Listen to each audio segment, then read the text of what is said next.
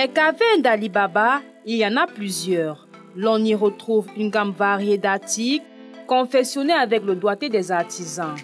Donner vie à un morceau de bois ou forger le bronze est une passion pour les artistes camerounais.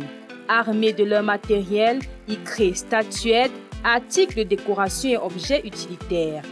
Ici au Centre international de l'artisanat Yaoundé, il y en a pour tous les goûts. Des couleurs en ne plus finir, rappelant d'où on vient et où on va. Abdoulaye, artisan de la filière bois et bronze, nous ouvre les portes de sa tanière. Un brassage de la culture camerounaise représenté à travers chaque pièce taillée est l'image première que vous gardez. Moulés dans le carcan familial comme les jeunes issus du département du Noun à l'Ouest Cameroun, ils s'y mettent très tôt. Un apprentissage alliant initiation familiale et éducation professionnelle. Moi, principalement, je suis né dans une famille d'artisans. Déjà que je viens du département du Noun, déjà qui est une ville artisanale. Donc chez nous, quand on grandit, n'est-ce pas, au sein de la famille, il y a des artisans, il y a des ateliers, même dans la concession, où chacun, n'est-ce pas, on n'a pas besoin de faire des efforts pour apprendre. On grandit, on voit les autres faire, on apprend, on voit et on se met là-dedans, on se lance là-dedans. Moi particulièrement, j'étais d'abord à Yaoundé, où j'ai décidé d'aller passer les vacances avec mon grand-père quand je suis arrivé, qui était un grand artisan. Et puis arrivé, j'ai trouvé que ce qu'il faisait me plaisait. Donc tout de suite, j'ai demandé à mon père de m'inscrire là-bas parce que je voulais, n'est-ce pas, apprendre là, parce que j'étais tellement passionné de le voir faire des choses, de réaliser des trucs. Et puis, après avoir passé 2 années avec lui, mon père m'a demandé de revenir à Yaoundé pour qu'il m'inscrive à l'Institut des Beaux-Arts de Balmayo. Au travers de ces réalisations, il revisite les techniques ancestrales menacées avec pour objectif la valorisation, la préservation de la richesse et la diversité de l'artisanat. Grâce à ses études poussées dans l'art, il a gagné en expérience, le faisant progresser en le rendant plus stable. Donc dans l'art, j'ai mis l'évolution, c'est-à-dire que l'art primitif, mais l'art qui évolue. Dans l'art, il y a l'art ici, mais l'art qui évolue au fil du temps. Donc, parce que vous voyez, moi, au fil du temps, j'essaie d'apporter de nouvelles techniques, n'est-ce pas, pour innover, pour apporter de nouvelles choses, créer. C'est ça l'art. Donc, c'est en fait l'esprit de l'artiste, de nouvelles choses qui peuvent, n'est-ce pas, intéresser les gens pour changer, n'est-ce pas, de ce qu'on a l'habitude de voir tous les jours, n'est-ce pas, de créer de nouvelles choses. Et c'est ça qui me permet, n'est-ce pas, de grandir dans mon métier, n'est-ce pas, d'être encore plus connu, n'est-ce pas, d'être encore plus performant. Donc c'est beaucoup de temps d'apprentissage, beaucoup d'expérience. Et c'est ça qui donne vraiment ce résultat que vous voyez. Moi, je peux représenter tout ce que vous voulez. Vous voyez les personnages, les animaux et tout. Vous allez voir autour de moi, là, toutes ces choses-là, les bracelets. Donc, c'est vraiment une très grande maison de production. Charbon, scie d'abeille, terre et bronze sont l'essentiel du matériel utilisé par ce fils prodige du peuple Bamoun. Des éléments essentiels produits, toutes les formes possibles, surdimensionnées, nécessitant un processus préalable. Donc, au départ, nous avons la terre que nous essayons, n'est-ce pas, de mouler pour donner la forme. Après, on va mettre la scie d'abeille dessus. La scie d'abeille dessus pour donner les détails, pour faire ressortir les détails. Bon, que vous voyez. Ensuite, on remet de la terre. En plus, on fait 3 couches de terre, n'est-ce pas, pour avoir le moule. Et puis, après avoir chauffé le moule, au moment où on chauffe le moule, on chauffe aussi la matière qui est le bronze. Donc, et puis, quand le moule est bien chaud, la scie d'abeille va disparaître. C'est pour ça qu'on appelle la scie perdue. Donc, elle va disparaître. Elle va laisser place, n'est-ce pas, au bronze que nous allons couler. Et puis après, quand on défait le moule, on a le résultat que vous voyez. À la base, mais ça, comme le résultat, on peut poncer, n'est-ce pas, pour essayer, n'est-ce pas, de lui donner l'aspect plus brillant et tout. À chaque fois, vous formez le moule. Si vous voulez faire un éléphant, vous formez l'éléphant, parce que ça peut dépendre de la taille. Donc, la taille que vous voulez. Donc, quand vous voulez, par exemple, faire un éléphant de cette taille, vous essayez, n'est-ce pas, de former avec de la terre. Vous formez d'abord à la base. Vous formez d'abord cet éléphant. avec de la terre ou de la forme. Et puis après, vous allez recouvrir l'éléphant, n'est-ce pas, de la cire d'abeille. La cire d'abeille est un peu comme la bougie. Donc quand on met dessus, on essaye de lisser. On fait, n'est-ce pas, des boudins pour faire ressortir tous ces petits détails qu'on retrouve dessus. À chaque fois, vous pouvez le nettoyer. Les produits, vous connaissez même dans les surfaces qu'on utilise, par exemple le miroir qu'on achète dans les surfaces, que il suffit de l'utiliser, d'appliquer le miroir dessus, puis ça brille comme de l'or. Donc c'est une matière qui n'est même pas difficile à entretenir. Dans le contexte de la régularisation industrielle, le secteur artisanal fait face à de nombreux problèmes, dont les plus récurrents sont l'absence de réglementation des produits sur le marché, l'insuffisance des circuits de commercialisation, quelques difficultés que rencontrent les artisans comme Abdoulaye. Je vous prends l'exemple du bronze, par exemple, qui est devenu tellement coûteux de nos jours. Et tellement coûteux dans la mesure où, vous voyez, la matière première est beaucoup plus importée du côté de la Chine, parce qu'au Cameroun, il faudra vraiment qu'on trouve un moyen, n'est-ce pas, de produire du bronze. C'est parce que la matière devient de plus en plus chère. Oui. Et par conséquent, ça nous met en difficulté, nous les artisans camerounais, parce que maintenant, pour avoir 1 kilo de bronze, on va payer plus de 3000 et poussières, ce qui nous revient très cher avec les détails. Il faut acheter le charbon qui est de qualité pour la cuisson. Il faut acheter la cire d'abeille aussi qui coûte cher.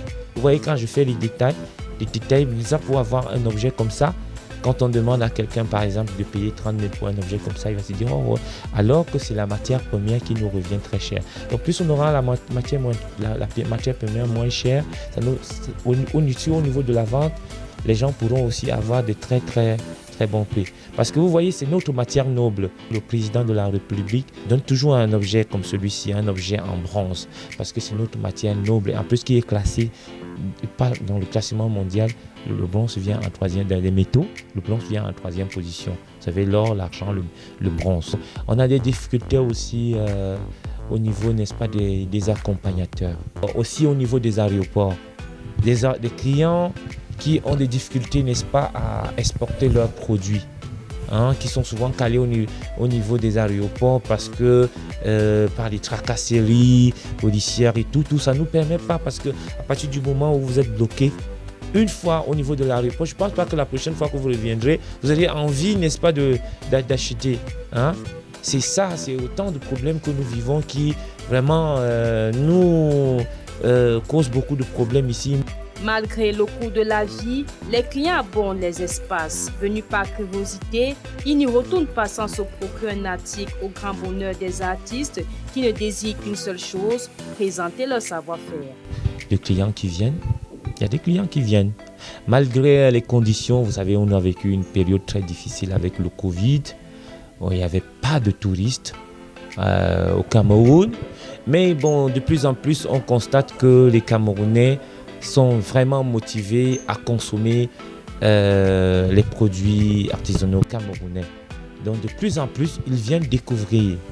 Ces biens, conçus et développés dans un contexte hors industriel, ont des prix défiant toute concurrence. À partir de 500 francs CFA, vous pouvez vous procurer une pièce. Vous pouvez l'avoir à 5000.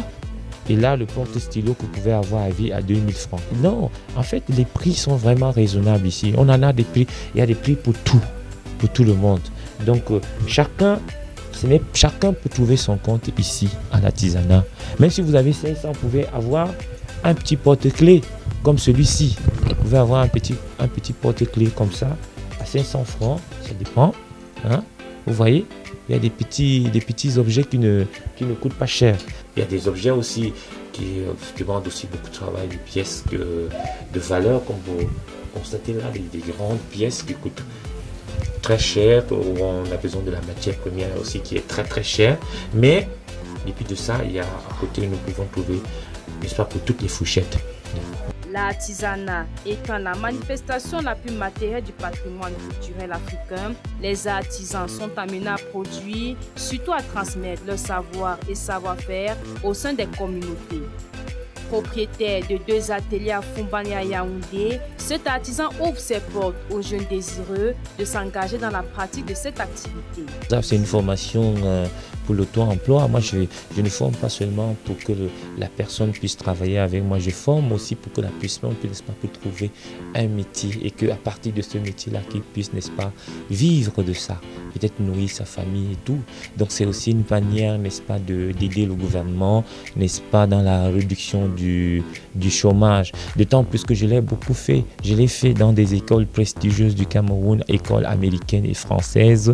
J'en ai fait, si vous allez leur demander qui est. Là, ils vont vous dire, voilà, c'est le monsieur qui fait des activités en poterie.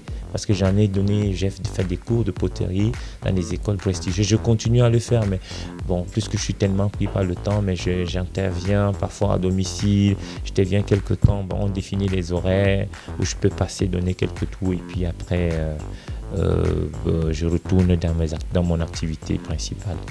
La patience et plusieurs autres vertus sont capitales pour la pratique de cette activité. Bien que ne faisant pas partie du vocabulaire des jeunes qui désirent rapidement gagner de l'argent, Tchétché Abdoulaye encourage néanmoins cette jeunesse.